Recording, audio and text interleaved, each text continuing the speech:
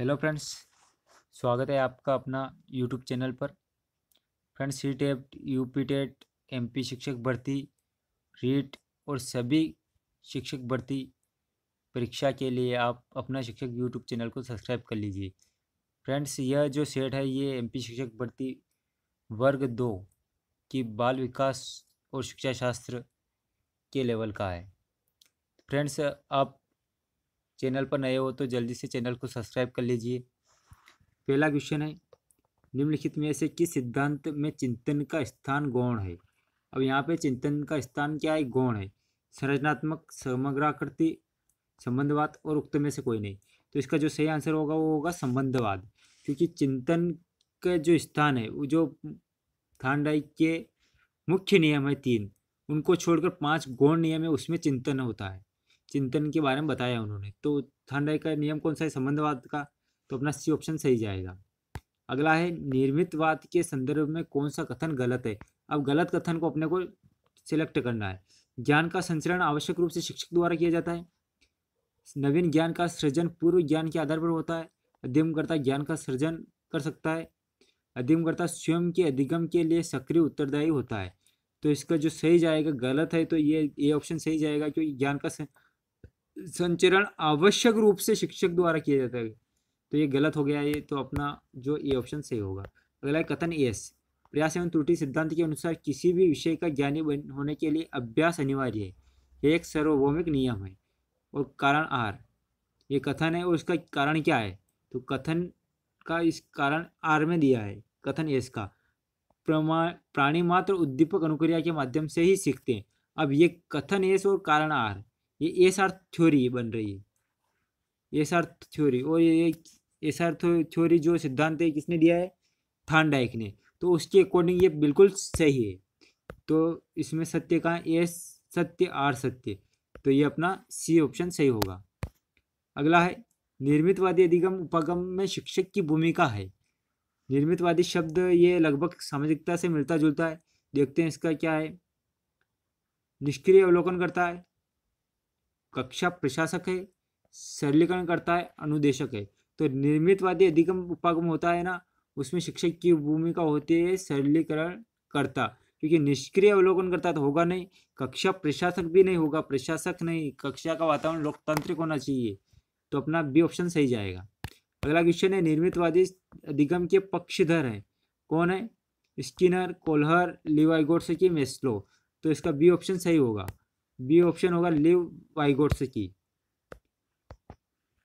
अगला है, प्राचीन अनुबंध के सिद्धांत को कहा जाता है। Type R, type S R, type S, type R S.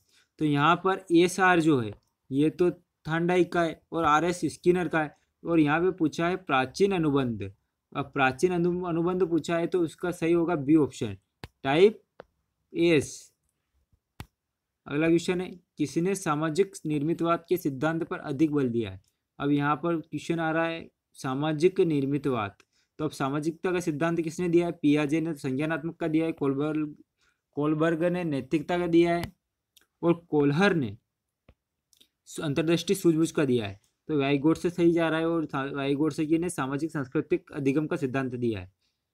अगला है, जब एक प्राकृतिक उद्दीपक को किसी कृत्रिम द्वारा प्रतिस्थापित कर दिया जाता है तो उस कृत्रिम उद्दीपक को क्या कहा जाता है? अब उद्दीपक की बात हो रही है, अनुक्रिया की नहीं हो रही है। तो अनुकूलित अनुक्रिया इसको क्रॉस करेंगे, अनुबंधित अनुक्रिया इसको भी क्रॉस करेंगे। अब दो बचे हैं ऑप्शन अपने पास में, अनानुबंधित उद्दीपक और अनुबंधित उद्दीपक। अब यहाँ पे अन लगा है, ये नेगेटिव वर्ड है। तो उसका सही ऑप्शन वैसे भी दिख रहा है अपना डी ऑप्शन सही होगा, क्योंकि ये सिद्धांत दिया था पावलाव ने। वो उसमें जो घंटी की आवाज होती है वो होती है कृत्रिम उद्दीपक। अगला है, समस्या समाधान की योग्यता निर्भर करती है। लंबाई व भार पर तो होगी नहीं, समस्या समाधान वाली बात हो रही है। शब्द भंडार के विकास पर, चिंतन व तर्क के विकास पर, आकार व आकृति के। अब ये भी गलत हो चुका है। अब दो बचे हैं अपने पास में ऑप्शन, शब्द भंडार के विकास पर। अब यहाँ समस्या समाधान वाली बात हो रही है तो इसमें शब्द भंडार वाली चीज नहीं है, यहाँ पे चिंतन व तर्क चाहिए। तो अपना सी ऑप्शन सही होगा। अगला क्वेश्चन है, एक प्रतियोगी परीक्षा की तैयारी कर रहे अभ्यर्थी द्वारा यह सोचना कि वह पहले अध्यापक की नौकरी में उत्तीर्ण होगा, फिर आईएएस बनेगा और उसका एक बहुत बड़ा बंगला होगा जिसमें एक चमचमाती महंगी कार में अपनी सुंदर पत्नी के साथ रोज शाम को घूमने जाएगा। अब ये उसका एक चिंतन है, एक विचार है। यह किस प्रकार का चिंतन का उदाहरण है? आगमनात्मक, निगमनात्मक, यथार्थवादी चिंतन तो है नहीं, और स्वलयी चिंतन। तो इसका डी ऑप्शन अपना सही होगा, स्वलयी चिंतन। अगला है किसी एक अध्यापक के व्यवहार से क्षुब्ध होकर सभी अध्यापकों से घृणा होना। अभी अनुक्रिया सामान्यीकरण है, उद्दीपक सामान्यीकरण है, अनुबंधित व्यवहार है, या उक्त दोनों। तो इसका जो सही आंसर होगा वो होगा उद्दीपक सामान्यीकरण, बी ऑप्शन। अगला क्वेश्चन है निर्मितवाद के संप्रत्यय से संबंधित सबसे महत्वपूर्ण कथन है। निर्मितवाद वाली बात हो रही है इसमें, और सबसे महत्वपूर्ण कथन कौन सा है? वाद विवाद और चर्चा के द्वारा विचारों का निर्माण। दूसरा ऑब्जेक्टिव है कक्षा कक्ष में शिक्षक द्वारा समझाकर विचारों का निर्माण। कक्षा कक्ष में विद्यार्थियों द्वारा माता पिता के निर्देशानुसार विचारों का निर्माण। पाठ्य सहगामी गतिविधियों द्वारा प्रदान करना, ज्ञान प्रदान करना। तो इसका जो सही आंसर है वो कौन सा होगा? इसका जो सही आंसर होगा वो होगा वाद विवाद और चर्चा द्वारा विचारों का निर्माण। निर्मितवाद संप्रत्यय के द्वारा इसमें ज्ञान को स्थायित्व किया जाता है। अगला क्वेश्चन है अनुक्रिया के तुरंत पश्चात उद्दीपक प्रदान करना व्यवहार को दृढ़ करता है, किस मनोवैज्ञानिक के सिद्धांत के अनुसार है? अब यहाँ पे उद्दीपक और अनुक्रिया करेगा वो, और उसके बाद तुरंत ही उसको उद्दीपक प्रदान कर दिया जाएगा, मतलब पुनर्बलन प्राप्त हो रहा है। और पुनर्बलन का सिद्धांत किसने दिया? स्किनर ने। हल ने दिया था बट इस पर प्रयोग किया है स्किनर ने। तो इसका सही ऑप्शन जाएगा अपना स्किनर। स्किनर ने सक्रिय अनुबंधन के सिद्धांत के अनुसार अधिगम हेतु ज्ञात उद्दीपक का होना अनिवार्य है। अब उसने प्रयोग किया था उसके आधार पर मानते हैं अपन, तो उसमें ज्ञात उद्दीपक नहीं होता है। सफेद चूहे पर उसने प्रयोग किया था, और सक्रिय अनुबंध का सिद्धांत अपन पढ़ेंगे तो उसमें अपने को पता चलता है कि उसमें ज्ञात उद्दीपक नहीं होता है, क्योंकि उद्दीपक प्राप्त होने के उसके बाद में पुनर्बलन मिलता है। तो ये कथन तो असत्य है, बी ऑप्शन होगा इसका। अगला है घटनाओं के बारे में वस्तुनिष्ठ चिंतन करने की क्षमता का विकास किस प्रकार की चिंतन की प्रक्रिया का अंग है? अब यहाँ देखिए वस्तुनिष्ठ चिंतन हो रहा है, और उसका क्षमता का विकास करने के लिए किस प्रकार का चिंतन है? तो ये होगा स्वलीय चिंतन तो नहीं होगा, क्योंकि यहाँ पे वस्तुनिष्ठ चिंतन हो रहा है, घटनाओं के बारे में हो रहा है, ये काल्पनिक भी नहीं है। यथार्थवादी उत्तकों में कोई दोनों, तो इसका सही होगा अपना यथार्थवादी। अगला क्वेश्चन है सक्रिय अनुबंधन के संबंध में सत्य पुनर्बलन के तुरंत पश्चात ही अनुक्रिया होगी।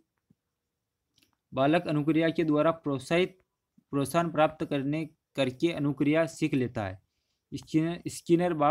स्किनर की मौलिक खोज थी, और उपरोक्त सभी।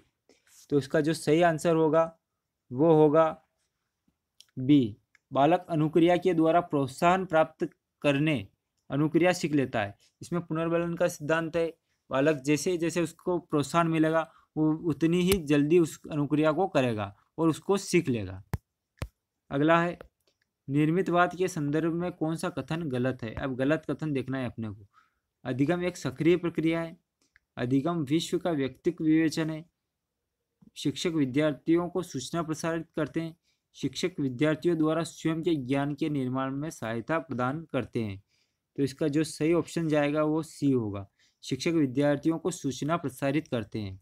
ये गलत है, ये गलत इसलिए है क्योंकि बाकी तीन है बहुत ही पावरफुल ऑब्जेक्टिव है इस सी के मायने में। अगला है सूझ के बारे में सत्य है। सूझ का सिद्धांत किसने दिया था? कोल्हर ने। अब सूझ किससे जो है उत्पन्न होती है? तो अभ्यास से उत्पन्न होती है। दूसरा क्वेश्चन है, दूसरा ऑब्जेक्टिव है प्रशिक्षण का परिणाम है। अब अभ्यास और प्रशिक्षण ये थांडाइक ने दिए हैं, यहाँ कोल्हर वाली बात नहीं हो रही है। समस्या को खंडशः प्रस्तुत करने पर उत्पन्न होगी या फिर आकस्मिक रूप से उत्पन्न होती है? तो इसका सही होगा आकस्मिक रूप से होगी, क्योंकि तीन ऑप्शन बिल्कुल गलत है। समस्या का खंडन प्रस्तुत इसमें सूझबूझ में नहीं करते हैं, क्योंकि समस्या समाधान के लिए पूरी समस्या है वो पूरी सामने होती है। और इसका सही ऑप्शन जाएगा अपना आकस्मिक रूप से उत्पन्न होती है।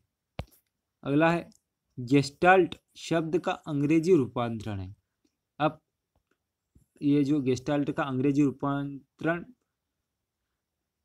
गेस्टाल्ट शब्द का अंग्रेजी रूपांतरण नहीं, यहाँ पर पर्यायवाची है।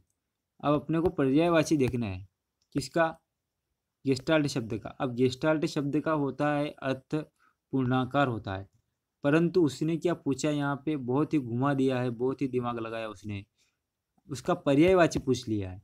तो पर्यायवाची होगा उसका समग्राकृति। अब पूर्णाकार तो होता है, गेस्टाल्ट का अर्थ पूर्णाकार ही होता है, बट यहाँ पे क्या है कि उसका पर्यायवाची पूछ लिया उसने, तो इसलिए इसका सही अर्थ होगा समग्राकृति। Thank you friends. जो वर्ग 2 का पेपर बहुत टफ आ रहा है उसमें इसी प्रकार के क्वेश्चन पूछे जा रहे हैं। अगर आप इसी प्रकार की वीडियो चाहते हैं तो चैनल को सब्सक्राइब कर लीजिए और बेल आइकन को बटन है उसको प्रेस कर लीजिए। Thank you for watching.